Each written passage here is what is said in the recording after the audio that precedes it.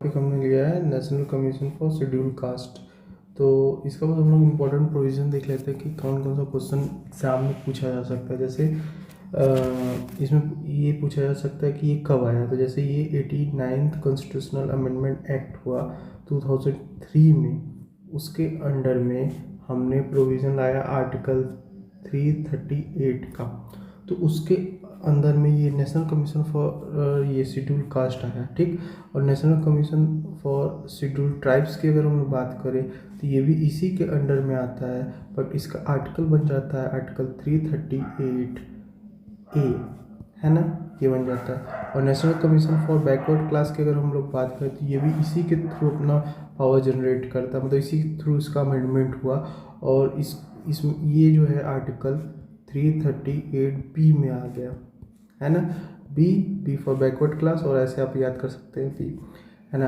तो इसमें ये होता है कि ये जो कमीशन बनता है इन सब में अगर देखा जाए तो ये वाला जो पार्ट है नेशनल बैकवर्ड क्लास, इसको हमने जो है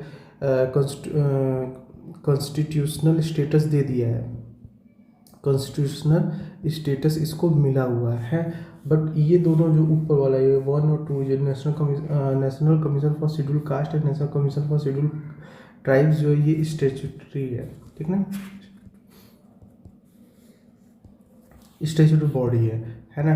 तो इसमें हम लोग देखते हैं कि कैसे क्या है। जैसे ये कॉन्स्टिट्यूशनल जो इसको स्टेटस मिला तो कैसे मिला, 182 अमेंडमेंट एक्ट हुआ 2018 में, जिसके बाद इसको क्या मिल गया, कॉन्स्टिट्यूशनल स्टेटस मिल चुका है। अब हम लोग देखते हैं अगर इसमें देखा जाए इन तीनों में ऐसा होता है ना कि 5 बॉडी बनती हैं, 5 बॉडी बनती है, जिसमें से एक जो है वो चेयरमैन होता है, चेयरपर्सन जो होता है, इसमें एक वाइस चेयरपर्सन होते हैं और उसमें 3 अदर मेंबर्स होते हैं, ठीक ना। और ये तीनों किसके द्वारा अपॉइंट किए जाते हैं, ये तीनों लोग ये मतलब ये पांचों सदस्य जो है ये अपॉइंट किए जाते हैं किसके द्वारा, प्रेसिडेंट के द्वारा, प्रेसिडेंट के द्वारा अपॉइंट किए जाते हैं। अब इसमें हम लोग देखें प्रेसिडेंट के द्वारा ये अपना पावर भी जनरेट किसके थ्रू करते हैं, प्रेसिडेंट के थ्रू करते हैं। और ये लोग अपना जो रिपोर्ट होता है वो प्रेसिडेंट को सबमिट करते हैं, प्रेसिडेंट को सबमिट करते हैं ईयरली बेसिस पे, या तो जब इनको नेसेसरी लगता है तब। और ये प्रेसिडेंट फिर इस जो ये लोग रिपोर्ट देते हैं इसको पार्लियामेंट में प्रेजेंट करते हैं और ये बताते हैं कि इस रिपोर्ट में इन्होंने क्या क्या, इस बॉडी ने क्या क्या, इस कमीशन ने क्या क्या एक्शन लिए हुए हैं, और अगर कोई भी प्रोविज़न, और ये क्या रिकमेंड कर रहे हैं, ये कमीशन क्या क्या रिकमेंड कर रहे हैं, प्रेसिडेंट जो है पार्लियामेंट को बताते हैं।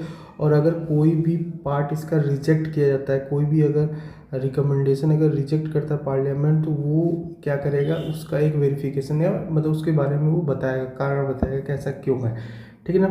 तो ये और ये जो रिपोर्ट है ये प्रेसिडेंट जो है गवर्नर को भी ट्रांसफ़र कर सकते हैं। और ये फिर गवर्नर क्या करेंगे, इसको स्टेट असेंबली में प्रेजेंट करेंगे। सेम प्रोसेस इसमें फॉलो किया जाएगा कि फिर ये गवर्नर भी बताएंगे कि इनके क्या क्या प्रोविजंस हैं, क्या क्या कमीशन ने क्या क्या चीज़ें बताई हैं, उसके अकॉर्डिंग फिर डिसीजन लिया जाएगा, ठीक है। Thank you.